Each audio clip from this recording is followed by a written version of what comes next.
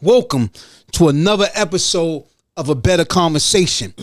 My name is Tommy Israel. My mother did not give me that name. I gave myself that name with the hope that I can live by it, stand by it. And when it's all said and done, I lived up to it. Did I live up to it? That's yet to be decided. What is decided that I only sit down with people that I admire, who inspire me and motivate me in a positive direction. And my man that's sitting on the right of me checks all those boxes and more. Because one thing I know for sure, this man always supports me, man. First subscriber of the YouTube channel. Always there on the Instagram, leaving a comment. And like I said, I don't care if you got 50,000, 100,000, 50 million followers. What I care is about what you bring in character. Introduce yourself, my man. Well, thank you, Mr. Israel, for the opportunity to be on this legendary show, this legendary podcast. I go by the name of ElewTheeMc. MC, master of all crafts, music, comedy, whatever I put my mind to, I will do. I'm happy to be here. Real recognized, real steel, sharp and steel. You know the deal. Okay. We have to keep in mind that this is a hospitality podcast. Yes. This is a hospitality podcast, but sometimes we step out. We step out and we just get real. We just have a real conversation. A better conversation. That's what it is, man. I met you in hospitality, right? I admired you, watched you from afar. What's your specialty? What's your specialty in hospitality? Where do you stand in hospitality? Let's touch on that. Let's just touch on that to start off with. Where I stand is basically I just enjoy what I do, like the craft, feeding the people. Like you ever made a meal for a lot of people and you didn't have to go all out, but you just wanted to go all out because, you know what I'm saying? Because you don't know if the people they eat at home, you don't know who's around, you don't know what chef is around to taste it, you don't know who's going to pull you. Like, oh, I like the way this tastes. You think you can do some catering? Just, you know, when you do it from the heart, it's more better. Like I really be putting my all into whatever. I don't care if it's a peanut butter jelly sandwich. Because my specialty in hospitality is like staffing. Like when people have these grand weddings or these grand celebrations or these galas, my specialty is to staff it. I bring in the bartenders, I bring in the waiters, I bring in the bussers, the dishwashers. That's my specialty. Is your specialty? I met you in the kitchen. Or do you consider yourself a chef, or do you just consider yourself a cook? I consider myself a chef. Why? Why? Why do you consider yourself a chef? Because I can adapt to anything you throw to me. It don't matter if it's Chinese food, Italian food, whatever the mission is to feed the people. When you're a chef, you're on a mission. And there's different levels to it. The people they're not under you, but I consider them as a team. You know what I mean? The waiter is just as important as the chef. The chef is just as important as the expediter. Without one or the other, the show cannot run. I met you at a high-end spot. I seen your skill set. Knowing that how good you are, because I seen you do some elaborate meals. I seen you display your skill set for hundreds. And then I seen you also transition and be under someone. What is it like knowing that you're in a corporate setting, that you know you're better than that chef, that executive chef, yet he's barking orders at you? How do you deal with that? Because I watched you under these conditions where I know you're better than that executive chef, yet he's barking orders at you. How do you deal with that? Well, I don't know if it's just me, but everything I do serves a certain significance. You get what I mean? So if somebody's barking orders at me, I'm like, maybe the universe is teaching me patience. Patience for this type of situation. Because there could be a time where somebody don't know more than you, but they'll pull you to the side later and be like, yo, you was right. You get what I mean? Just the fact that I let you have your way, but I let you look at it through my perspective. You be like, oh, wow. It might change your life. It might change my life. You get what I mean? So you could teach me something. Just, you don't never know what people go through or how they talk. Well, it's true. But, you know what I'm saying? There's always a hidden lesson to learn in everything. Right. I'll ask you this. We worked at at a yacht club, very exclusive yacht club, on a private island. There was a executive chef there, Executive Chef John. Can you tell me anything that you learned from this chef? I learned a lot of things from him. Okay. I'm gonna be honest. I have I got ADHD, so sometimes I move on speeds that's not normal to other people. But he taught me patience, how to slow down. Before I was used to just making the food as fast as I could, just get it out. It was good. Okay. But when you work line cook and stuff like that, he put me where I didn't know what to do. He said, all right, you know how to do the grill, you know how to do that. I'm gonna put you on a la carte. Okay. So at first I was tight about it. I'm like, nah, I don't know that's gonna work for me. But I was, all my life I always try to, step up to a challenge, but I was saying, I'm like, this is not me. I'm trying to avoid it. I was trying to do family, something else that's easy, but he's seen that I didn't know what to do, so he's like, I'm gonna let you do it. So every time he'll come around, he's like, oh, you good, just clean up. Like, he really taught me how to be on point with the food. Then there was another chef called Chef Elew. I'm familiar with. He taught me how to execute well, how to make the food look nice. Before I was just putting it out fast. You gotta put it at the same time that everybody else puts it up. So he taught me. Is it the timing? Yeah. The execution? Yes. Okay. He taught me the execution. Excellent. How about when it came to the decor of the plate? Did you already know how to do? Because I know she specialized in the decor. I work closely with Chef Elew. Amazing woman. The decor, like when it comes out, to make sure the leaf is this way, that the carrot is sitting this way. I had a hard time. Everything I did was sloppy. The leaf was where it didn't belong. The sauces looked like a right. And she straightened that macaroni plate. Right. She was able to straighten that out. Yeah, but at first I got upset, and then every day I'm like, no, maybe she's trying to help me, and everybody's not your enemy and stuff like that. But then as I thought over it, I'm like, nah. Because she told me, she said, you good, you fast and stuff like that, but you sloppy. You got to be more cleaner. You got to, right. You know what I'm saying? Because if somebody's spending money, they're going to say, and they're spending a lot of money at these private yacht clubs. I also had a long-term contract that I was able to come throughout the summer of 2024, where the yachts will pull up and the people will get off the yacht and they will come into this exquisite buffet. What I noticed with you at that buffet and what I admired is that those rich people that came off their yacht, they loved to see you. Like, what was that? What's that characteristic? Because I know a wise man told me, he said, a person might not remember what you said to them, but they will remember how you made them feel. Now, these people are coming in from their yachts from Miami, and they might only come once a year, but then when they pull up, they remember you. What's your secret ingredients that you put out of yourself to these people that make these people remember you? And you're talking about people that's making hundreds of millions a year, yet when they get off their yacht, they're excited to see you. What is that? I believe in treating everybody with the same amount of respect. I don't care if it's the janitor, I don't care if you clean out a goddamn toilet, if you're making sushi and shit like that. I wouldn't like rich people is just like regular people. They don't want to be like treated like too up there. That's like when a black person meet a white person. It's like, hey, what's up, guy? What's up? It's not an audition to be black. They want to be treated regular. Okay. You know what I mean? So that's that right there. That makes an outstanding impression. Like, oh wow, that guy is cool. If you're like, what do you want, sir? Can I help you with this, sir? They don't like that because everybody around them is automatically doing it. When they go out, they want to kick loose, so they expecting to shake your hand like an old person. They don't want to be reminded of what they see every day. Right. You know what I mean? Right. That's because they'll drink a beer with you. They'll give you a tip. They'll be like, oh, pass you a beer. That makes them feel good. Because I noticed that how did you adjust? Because you're a music guy. Yes. We know that. You're a music guy. So we're going to move into music because you had that Chef John, which was cool with me. He wasn't cool with everyone. But if you was his guy, you was his guy. I just happened to be his guy. Real recognized real. Yeah. So he wasn't here. Everybody, he made sure the check was signed all the time. He made sure it came on time. I appreciate him.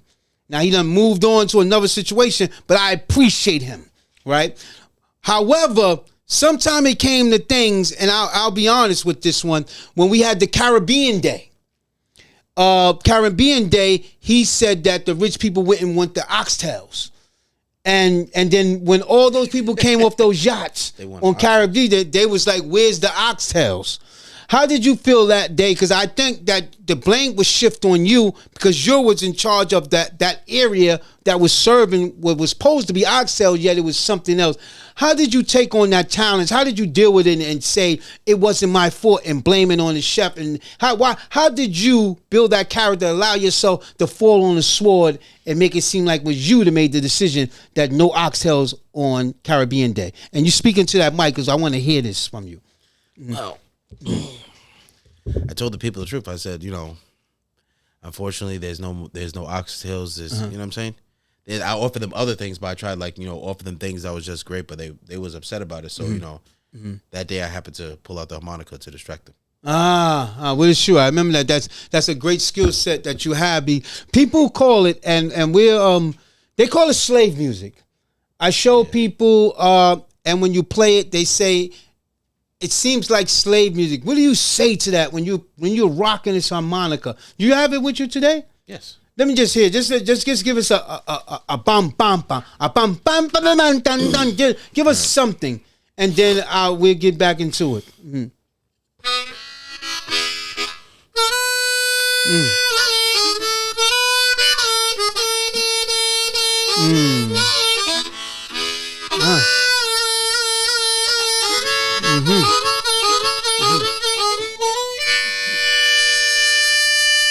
Mm, okay. That's amazing, my brother. Amazing, my brother. Now, the thing about it, when people hear it, it reminds them of a slave running away. Or it reminds people being on the cotton field. What do you say to that? Like, first of all, what did you learn at? People usually play the drums. They might play the trumpet. They might play the violin. But very rarely do you see a person in these days playing a harmonica. Where did you learn that skill set from, my friend? Because they have rumors. They have rumors that say that your grandfather, your great-grandfather was a slave and he taught they from. So this is just the rumors that people start to make up when you're on these corporate events. Yeah. But where did it really come from? How did you learn that skill set?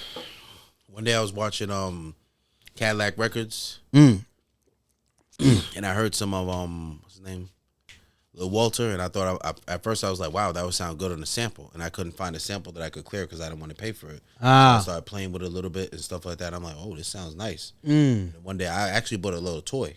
Toy harmonica. And it started for my daughter, and it started sounding nice. And I'm like, oh shit.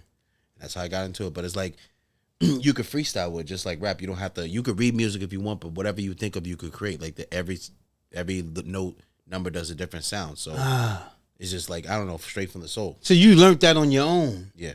How do you feel? Does it remind you of slavery? When you're playing that from the heart, do you feel your ancestors in your soul? Because when you play that, it just reminds me. I feel it because I get the goosebumps. I just feel like an unstoppable joy. Like imagine being a slave. Everybody could take away your rights and stuff like that, but they can't take away the power of music. You got people working hard. We still say, we working all day. Still, you can't. I mean, you could take everything. You could try to take my mind, my body. You could take my wife. You could take my fucking kids, feed them to alligators, but you can't take that out of me. I can sing to even in my head, I can make up music. So that's one thing that that's exclusive to any human. You can't take that away. We can even hum. You can't talk, but you can hum. So it's unlimited. It's forever. That's heavy, my brother.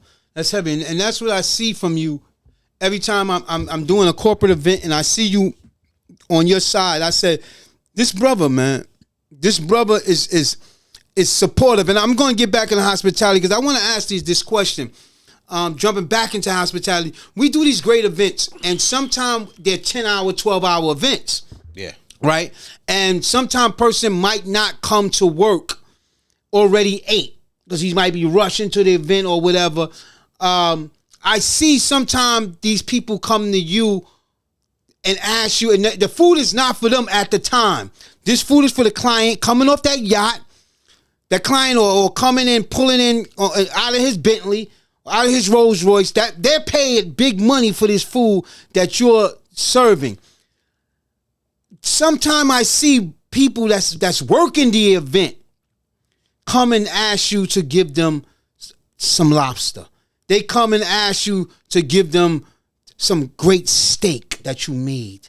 How do you deal with that? Because sometimes you can't do it. They might be like, oh, you're a sellout. You want to just give it to them. It's just food.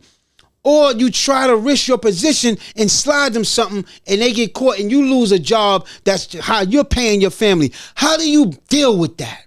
Because I see that coming at you all the time. People are like, yo, give me a steak. Yo, give me that lobster. Give me that caviar. How do you deal with that? I just simply tell them no, because if like certain things you can ask for a cheeseburger, you can ask for little things that can be given over the side, but once you want to have an attitude about something that I didn't give you, that you didn't eat, you stop me from eating, because if they fire me, then nobody eat. You get what I mean? Because no one really does it outside of you. You try to just in your hand. Is that pressure? How do you feel when you letting down a hungry person? You know this person been on this job 6 hours already. He got another 6 hours to go. The sun is beaming on him. The sun is beaming down on him. And he come to you and you see the hunger and you see the saliva, you see the pain in his face. And he say, Chef, please some steak, please. How do you deal with that? How do you deal with that no? What do you put in your forefront? Because yet this white man come and say, hey, steak for my family now. Like, how do you deal with that? Well, I'll be honest with you, off the record. I never say no. I just make the food, then I put it in the microwave. I told a person to come back 30 minutes later, but you know what I'm saying? Right. I know how it is to work 13 hours. You keep asking, chef keeps saying, oh, we can't take a break and up. So I've been on both sides, serving. Did I have shit to eat or drink? Nobody give a fuck. So I know how, when a person say they're hungry, I know what it is to be hungry. Nobody give a fuck about you. So you try to always make no matter what. If I tell them to keep it on the low, like I'll put your shit in the microwave, I'll put your shit underneath. You walk past me, give me a sign like that, or I'll tell you, but I don't say no. Right. It depends. Like if you ask for caviar, I'll be like, now you're going too far. How about the lobster? Do you give them the lobster too? What's off limits? The caviar, the lobster. Tomahawk. God damn, man. They be asking for it. They want the best. They want the best. Start with a sloppy Joe first. Exactly. I also know, just being a fan of yours, of your cooking, just of your personality, your characteristics. I also know you do other music too. I seen you. Your rap. Yeah. Like, where does that come from? Like, where does that music part of you come from? How it started? Yeah. Well, to be honest with everybody, if you know me, you know me. I'm from Long Island. I was there for 15 years. I moved to the Bronx when I was 15. And one day I was out with my father. I never really listened to rap. I used to listen to Evanescence, System of a Down, Linkin Park, all types of stuff that had nothing to do with rap. So you from the suburbs? Are you from Nassau or you from Suffolk County? Coram. So you out there? Yes. That's before Ronkonkoma though, right? Longwood High School. So okay. I'm saying like nothing about hip hop. One day, my father took me to 125th Street. It was like my first time there. I swear. Sitting there chilling. Remember back in the day when the people used to sell CDs on the floor, they had the plastic, they pick it up on the police but came. Mark 125 and all that 125th Street, 8, some dude was selling CDs and shit like that. The police came, he took the whole plastic and ran and stuff like that. And what landed right in front of me is instrumental tapes, a Big L mixtape, and some Mom Deep. I listened to the Big L mixtape, I listened to the instrumental mixtape, and I'm like, wow. You know what I'm saying? But like when you have ADHD, like pattern recognition is easy to you. Like pattern recognition, submission, listening, position, reminiscing is very easy. So once I put that beat on, like something awakened in me, like I couldn't, and that from there I couldn't stop. But I used like I used the influence from rock, R&B, pop, no matter what, and I combine it. Like it makes my vocabulary more better because I have influence from other music. I don't care if it's opera. I be listening to all type of music. Donny Hathaway. The list goes on, and then you just put it all into a gumbo pot. Yeah. I find that to be interesting. I'll ask you this because we're getting older, and Father Time is chasing us down. How do you find a balance of your dream, knowing you have a family, and you have a dream, and you have a career? How do you find yourself slaving over these grills where the flame is all you hear, the smoke is all you consume all day, when you really want the crowd to be screaming your name? How do you balance this out? When you want this dream to come true for years, you just want to be able to people to hear your music, yet you're stuck in these corporate kitchens grilling for the rich. How do you deal with this balance? I always keep in my mind that my time is here. Like I never put like too much expectation. Like, oh, it's gonna come soon. I think the time is now. You know what I mean? Whatever I do, is training for the next level. So let's say I'm working in this kitchen. Who knows? 10 years from now, I could be a chef or something. I could look at something I got pissed off and mad about. Be like, wow, that built me from what I need to go next. You get what I mean? So that's how I balance it. I know what I'm supposed to do. I know my purpose in life to serve God, make myself better, and help people. You get what I mean? But what about your dream? Don't you want to play the Garden? Don't you want to play SOB? Don't you want to play these great venues and have the people calling your name as you rock? How do you feel about that? I know it's coming. I know it's coming. So whenever I do a show, whenever I do something, you can see the people like even from the way I dress, I don't dress like everybody. So when you first see me, it's the element of surprise. Even the way I speak, you're like, oh shit. You know, it makes you turn like, if you hit a harmonica, like, what the fuck is this? You get what I mean? So I know that I bring that if factor, like, who was that? That automatically pulls you right there. Then I hit you with something you never heard before. So I know that I got it in me. So I know it's coming. Like in my mind, there's no if or when it happens. I know it's gonna happen for that. You know what I'm saying? I like that. I like that confidence. I like that reassurance. Like, and what kind of genre of rap do you do? Like realism. Like I could do some party stuff like realism, but like you never know. You could write something and it can help somebody else. You never know what somebody's going through. I'm trying to I'm trying to reach. Let's say a person's mom was on drugs or you're homeless and stuff like that. People go through that. Like if somebody would have a rhyme like, I remember when I had no place to live, I had 5 kids, or some shit like that. Or you going to work. I had nowhere to live. I had 5 kids. Yes. I had nowhere to live. I had 5 kids. Give me this. Build on that. I had nowhere to live. I had 5 kids. Build. I had an empty fridge. Ooh. You know what I'm saying? I had nowhere to live. I had 5 kids. I had an empty fridge. I was working for weeks. It's hard to maintain when you got nothing to eat or something. That's just off the top. But you know what I'm saying? Ooh. Anything like realism. You don't know what song can save somebody's life. What song can get somebody can be laying in the bed like, oh damn, and you can hear a song like, wow, this guy did it. You know what I'm saying? And it can inspire you like, damn, my shit is not even that bad. This nigga don't got no legs. And he's still trying to get to work. Or this guy can't even speak. He got the computer speaking for me. He's still making money. So who am I to complain? You know what I mean? Which one more? Which one more? You take the music or you took the chefism? The chef economics. Which one, what passion drives you more? They're equal. Because I have a chance to create whenever I want. So either way, it's flavor. Flavor in your ear, flavor on your palate. Oh, you get me? I like that. I like that. That's mean. I'll bring it back because we're gonna dance.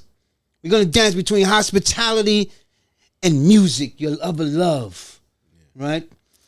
Give me. Let's say if we's on an island. And you're only getting 3 songs. It ain't gotta be any genre. 3 songs. 3 songs.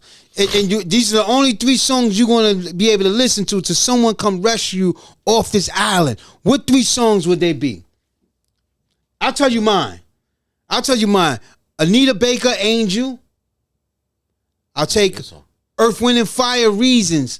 The reasons why I'm here. The reason yeah. That's 2. And I'll take Michael Jackson, We Almost There. We almost there. And we almost there. That's like speaking to your subconscious. Yeah, that it's almost there. You know what I'm saying? It's almost there. Just hang in there. You know, hang on in there. What 3 would you give? Well, first of all, Campbellton, Raggy Road. Wow. There's always a Raggy Road. Never even heard of that. Probably heard it. I'm just not familiar. The road is so tough. A Raggy Road. The road is so rough. Was it that? A Raggy Road. That's reggae. Jamaican reggae. Okay, Yeah. Okay. That's 1. Okay. Give me 2 more. Someday We'll All Be Free by Donny Hathaway. Give me just a line from that. Give me a line from it. The world as it spins around. Don't get you down. Yeah, that's Donnie. That's Donnie. We lost Donnie early. He was born October 1st, a Libra, just like me. Ah, Libra. I'm a Virgo. All right, give me your third. Give me your third now. Come on now. Give me your third.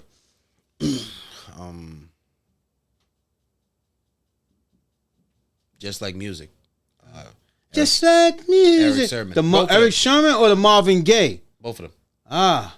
I'll tell you, but you only got 3 songs. You can't get both. The original. You gotta go with Marvin. Marvin's my favorite artist. Music makes the soul of a man. Ah. Oh, check it out. Look at this parallel. What day did Donnie Hathaway pass away? I'm not sure. He was what day was he born? October 1st. What day did October 2nd, Marvin Gaye pass? April 1st. One was born on the 1st, one left us on the 1st. Marvin Gaye's father unfortunately ended him on April 1st, April Fool's Day. My favorite artist ever in history. Let me ask you this. Let's get fun with it. Let's get lighthearted with it. You start the rock. Would you like to cook for the next black president, or would you like to rock the garden, 25,000 people screaming your name? I'd rather rock the next garden. Because the next black president ain't the next black president, if you know what I mean. No, don't. Tell me. Let's say if the next black president... If we get a black president, he's not interested in black interest. But that's like... Yeah, that's deep and political. Okay. But it's not his fault, though, because you can't please one person to be president. You have to... Please the whole Everybody's got a string on your back, so you know what I'm saying? The next black president ain't the next black president. I like this. You just rock the garden. Make sure you be into that mic. That guy be into... You want to hear every sound. Make sure that mic... Every sound. Okay, so you ever rock the mic. What song that's in your catalog now that you know you will rock? What song you know that will get the... Give me 3 verses. Give me a verse of that song that you know that will rock the garden. Just give me a bang bang of that.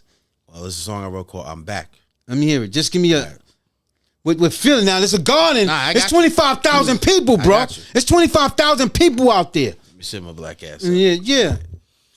First time I hopped on the track, I had him pissed off. Now I got him jumping out seats like I was crisscross. Low fade, long beard, label me boss like Rick Ross. First name Eric, I'm back like I was Bischoff. Slept on me for too long, sorta like a futon. Must catch his big cap like hats on Jimmy Neutron. Nigga, I pollute on any rhythm I get on. I prefer to struggle, keep mustard, no gray poop on. Black magic here in the flesh, you muggles too soft. No measures to the levels I'm on because I'm too strong. I want my hits to bump from burbs to the checks. If you been through what I've been through, you'll learn to never sweat. Take a look on me feet, cause I'm stepping up next. I ain't asking or waiting, yo, I'm taking respect.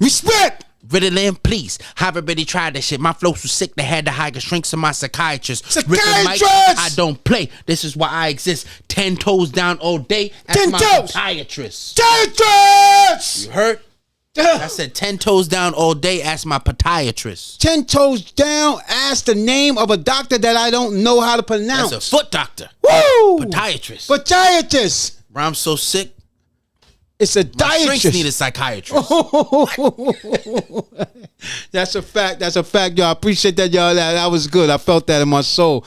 I want to ask you this. Man. I appreciate that. No one ever went live. Every time I ask somebody to rhyme live, they ain't got it in them. They be too nervous. To go live. Still sharp as steel. So the energy and the frequency. Yeah. That's real right there. Let me ask you this though. Let's keep it fun though. Let me ask you this though. What is the hardest part about when you're in those corporate kitchens? What's the hardest part, man? I think you mentioned this earlier. The hardest part is taking orders from somebody who's not competent to give orders. But you know, at the end of the day, it's a paycheck, and you got stuff out of work that you got to deal with. So sometimes you got to humble yourself and let them just, you right, chef. Okay. What's the best part in the corporate kitchens? What's your best part? Sometimes, like, I don't mind like taking the credit, but sometimes like I like to sit back and be incognito. You know what I mean? I don't say that I made the food, but I like to see the look on the people's face, like, wow, who made this? So I can hear firsthand, but I never say it's me. It's like, oh, this is good. So I know for a fact that people I never met before, I don't know you, so your opinion is real. So if you say, wow, this shit is good, it's times where I told people I made something, but this shit is whack. There's times where the same people I told them somebody else made, and they said it's incredible. I like to get the raw feeling, the raw opinion, the raw opinion. That's because I'm leading I'm leading to this question because you're one of the only people when we was doing independent contractors, some people was on the app. The people on these apps like InstaWork, which is an amazing app, would you agree? Yes. Great, one of the best you can learn apps. Just like it's like getting paid to go to school. Like getting paid to go to school. It's an amazing app that puts you in the hospitality space. InstaWork, that's a great company. Great company. It's funny because most people that's on the app that are independent contractors usually stay independent contractors, but you, however, left independent contract to become work within the corporation engine. Why did you do that? Why did you, everybody else usually leave corporate and become independent contractors? You did the opposite. You started with that as an independent contractor, doing your own contractors and traveling and being in all the different corporate kitchens, but you left and went into one corporation. Why did you do that, and do you regret doing it? Well, sometimes I regret it. I'm not gonna lie, because it's the place I work at. Well, it's Friday, Saturday, Sunday. Musically, all the good things happen musically on those days. You get what I mean? But I got to keep it balanced. Like I got to apply more music videos, apply more content and stuff like that. That's how I make up for that. But the reason why I chose it, like the schedule was good. They was paying me nice. I told them my terms. I gave them opportunity. Like it took them 3 years to hire me. Every time they gave a number, I was like, no. They tell me to do that. I'm like, no. You gotta let me do it my way. I'm not asking for too much. You know what I'm saying? Let me do the grill. I don't need nobody on me, micromanaging me, telling me to do this. Okay. Too much. You know what I'm saying? Certain people, they know what to do. Like if you give somebody a chance, the moment they show you otherwise, then you can micromanage them. But if I tell you that I could serve 500 people, there's times where I serve 800 people on the grill by myself. Seriously. 800. That's a big number. And the chef came out, I was like, no problem. All you gotta do is give me, if you need help, that's it. Once in a while, I'm good. Give me a water, give me a, Yeah. You ready to go. You ready to go, man. I saw that. I saw your performance. I know your skill set. You handle the pressure well. Your food is always consistently delicious. Excellent. So what is I think you mentioned your regrets of it. Do you regret it? Do you think sometime about going back into your own independent contracting? Do you think about maybe opening a restaurant? Oh, hell yeah. Unpack that. So at some point you do think about leaving corporate America. Yeah. One time it hit me really hard when I seen the money report, like how much money we made for night. And one time I was like, maybe 70 grand, and I was sitting there thinking, I'm like, 70 grand. I'm making other people richer, and I'm, you give me like 1%. If I can make you 70 grand, you give me $730 because you're trying to squeeze as much work as you got out of me. And if I wasn't there, you put 4 people there. I'd be sitting there thinking critically about it. But I don't want to ruin everybody's mood. But like sometimes when people see me and I'll be laughing, I'll be thinking, I'm like, yo, that's a lot of money to making. I'm only getting 1%. Right. It's like when I was doing the I say when I was doing music, I was paying for music videos and stuff like that. I thought about it. I'm like, if I give you $800 for a music video and the camera costs $2,600, all I gotta do is save for 3 music videos and I get the camera myself. I'm not trying to shit on your craft, but eventually, that's what life is about. Is show me that I could do it myself. Are you shooting your own videos now? Yeah. I'll pay a nephew or my friend, train them how to use the camera. I edit it myself, color graded, everything. Where's this learning skill coming from? You be able to play the harmonica without learning music, without going to school for it, be able to shoot your own video, be able to do the editing. Do you think that's your OCD, or where's that coming from? Because I try to do it and I can't. It's not my skill set. So where do you think this ability is coming from? Now, all my life I've been like mostly alone. You know what I'm saying? So I grew up through foster care and stuff like that. When you're alone long enough and stuff like that, instead of like complaining or seeing the bad, you start seeing the good in everything. If you give me a crumb of bread, I ain't gonna look at it like a crumb. Like, nigga, I got a crouton. You know what I'm saying? I never see it. There's always something positive look into. You lose your hair, nigga, women like bald head. You know what I'm saying? There's something for everybody. If I can't tie my shoes, there's the shoes with straps. You can't tell me nothing. At maybe 5 seconds, maybe a minute or two, I'll be upset about it, but I don't know, my brain automatically jumps to what's positive and like, what could I get out of it? So you think that comes from your upbringing, not having much, being in the force? when you say foster kid, did you have to go from home to home, No, or did you just get adopted by one good family and they raised you? Not a good family. So, I got adopted by my own uncle. They was using the kids for money and stuff like that. yeah, Slaves, a lot of that. all types of beating treatment. But after all that, I still didn't become negative. Like I still stood by their side until their very last day. Seriously, knowing how wicked they was. And as you get older, you analyze and analyze things differently. And I'm like, wow.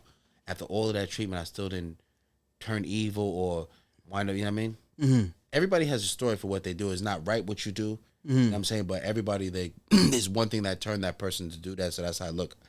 And as I got older, I allowed, just because that person been through that, I can't allow you to treat me this way. You know what I mean? Your lesson is your lesson, and my lesson, maybe your lesson is a nigga like me to stop you, to tell you who you are.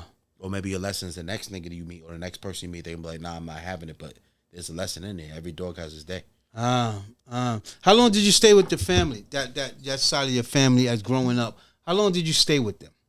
I was like 15. So you went to them. Did your parents pass away? Did your parents was on drugs? Yeah, they was on drugs. So I'll be honest. Mm-hmm. So your parents was on drugs, and they couldn't take care of me. So my aunt and uncle was gonna do it, but they was like, it was like a facade. I know exactly. I've been there. I've been in the same situation. I've been in the same situation. I don't think my situation was more so of a situation. I don't think my situation was more of a facade. I don't think they was doing it actually for the money, but. And I'll explain mine and how it changed my life. I mean, it was tough growing up there, but it made me who I am today.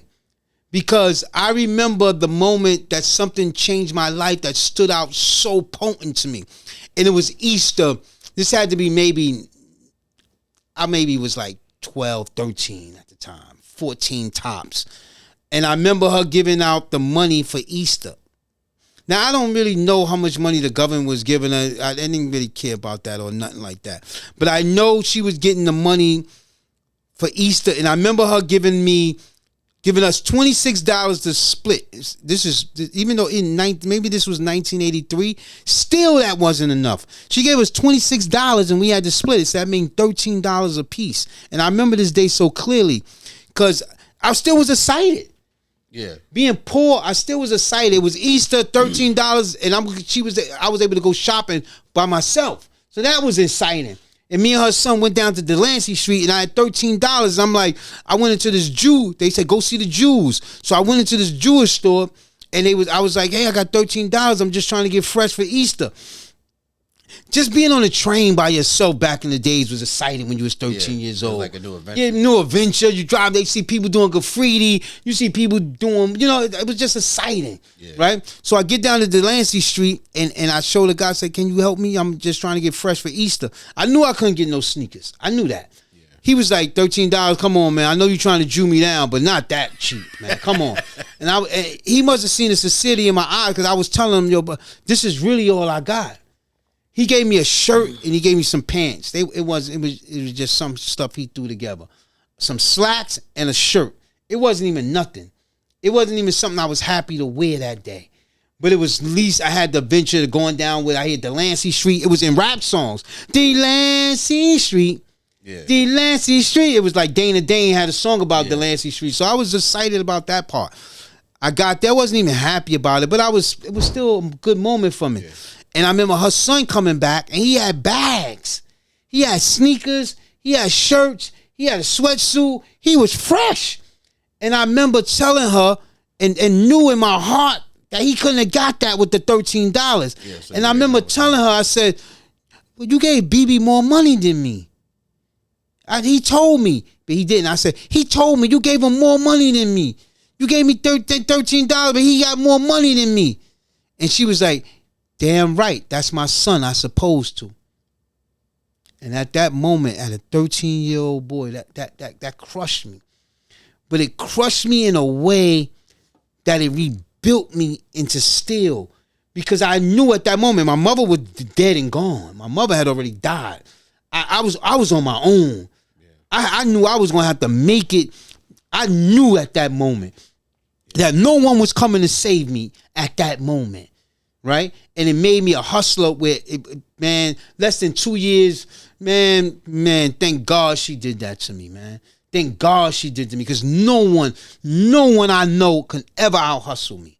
No one. I just won't allow it in my space. If you go for 9 hours, I'm going 10. If you go 10, I'm going 11. We're gonna have to tap out together. Yeah, you know what I'm saying? We're gonna have to tap out together. And she made that. She installed that in me.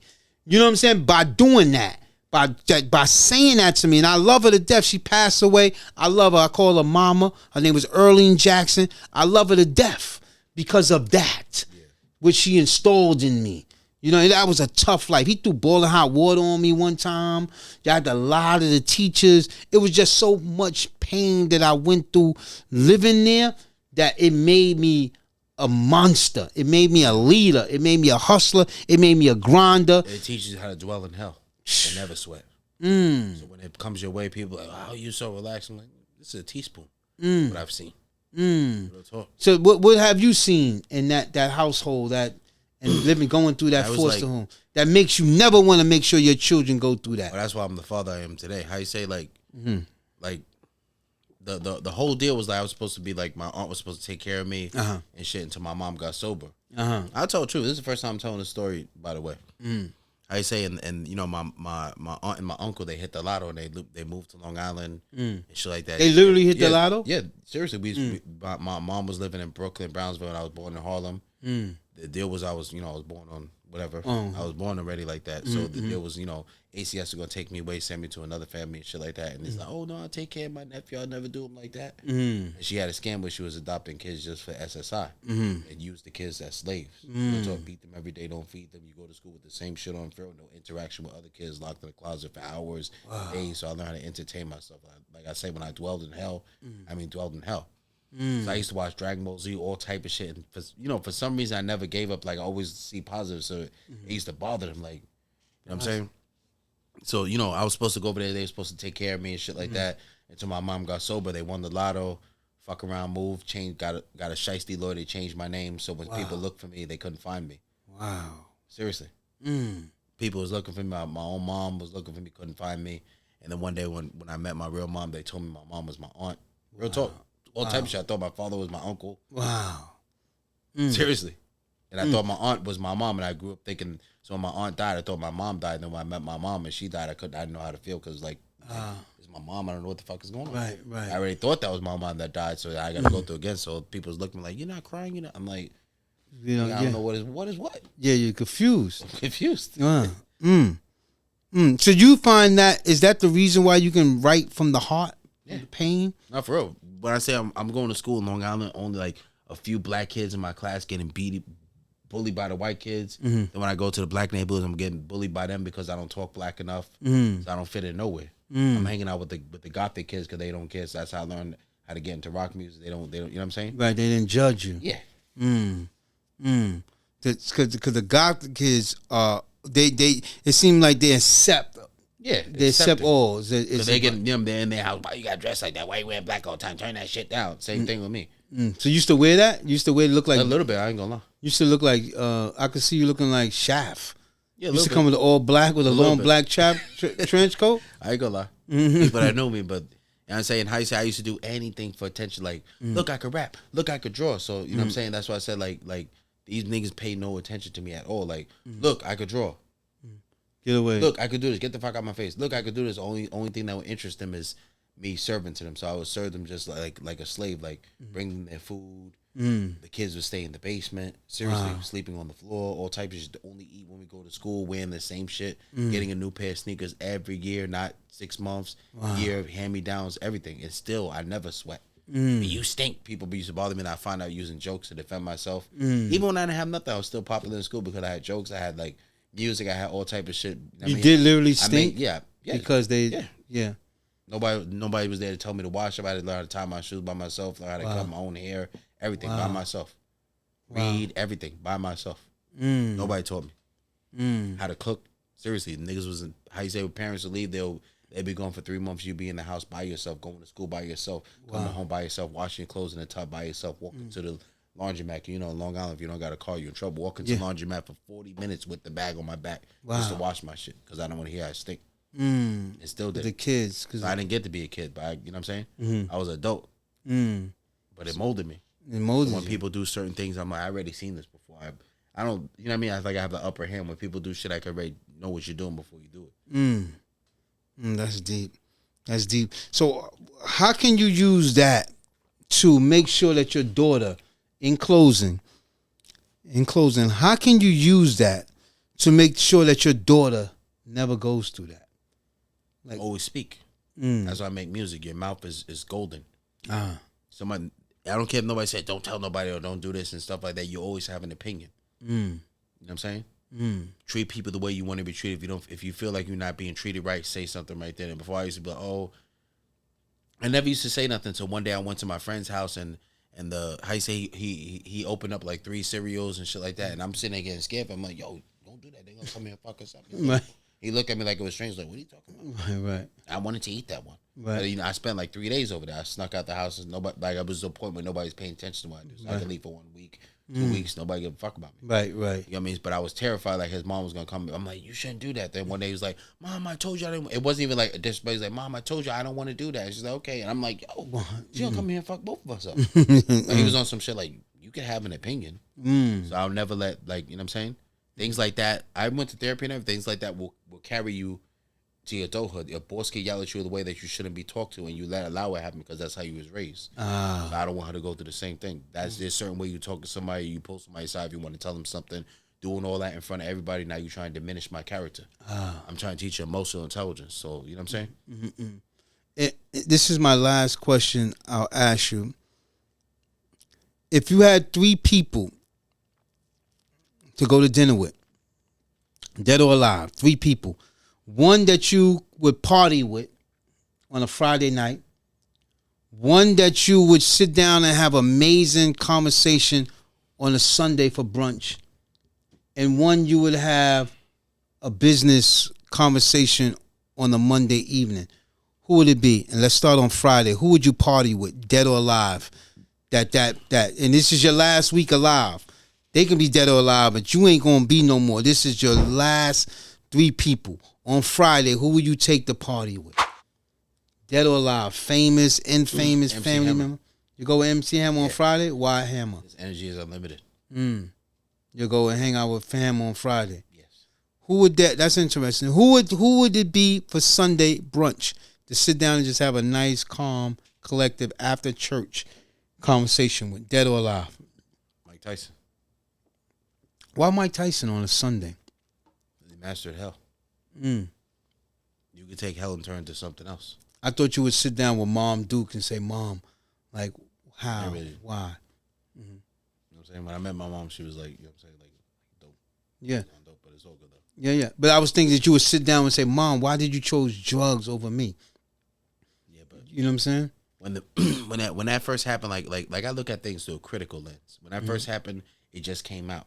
You know what I mean? So everybody's like, oh, if you can't get your sniff on you, there's some new shit. Yeah. You know what I'm saying? So I can't, you know what I mean? It's just like niggas do a Molly. They didn't know. Yeah. I see every nigga that did Molly, they look different now. But they didn't know what it was. Yeah. You get what I mean? So if you're a crackhead or whatever you are to this day, like right now, and you knew, then I'd be like, nigga, you could see what you look like and tell that that's not what you want. But I'm saying when it first came out, everybody has a story. I don't hold no grudge, none of that.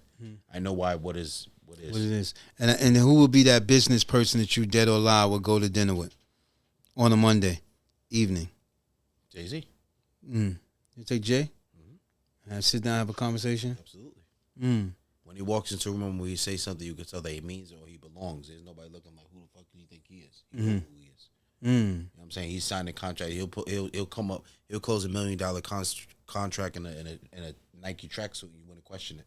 What he's wearing because it will come out his mouth. Makes me wonder. I wonder. I would go if I would go with Russell Simmons or Leo Cohen's on a Monday. And funny thing, I might go with Leo over Russell, and that's crazy to me. But at this point in my life, I would go with Leo Cohen's because Leo, the longevity of Leo, his longevity. Leo Cohen's, I would go with Leo because of the longevity. He kept going. Yeah. When Russell went another direction, Consistent. he kept going, and now look where he's at.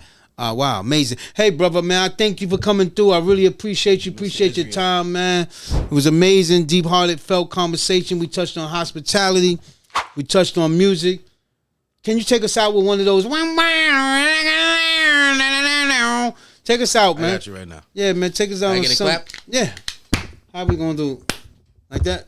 In that tone? Like, and go, hello, head clap now, chap now, head clap now, chap now. Go solo, go bolo, go solo, I go dolo, I go solo, I go dolo, I go solo, I go dolo. I said a rabbit in the house. Said when he was that's the man. That man cut the cotton. That man picked the tan. That man ran away, but his family had to stay. That man ran away, but his family had to stay. I said, Jack, don't man had to come back. He had to come get his family. I said, Jack had to come back, cause Jack had to come get his family. I said, the soul understand them, that the feeling ain't the soul. If you don't feel it in your soul, you can't feel it in your toes. Let's go.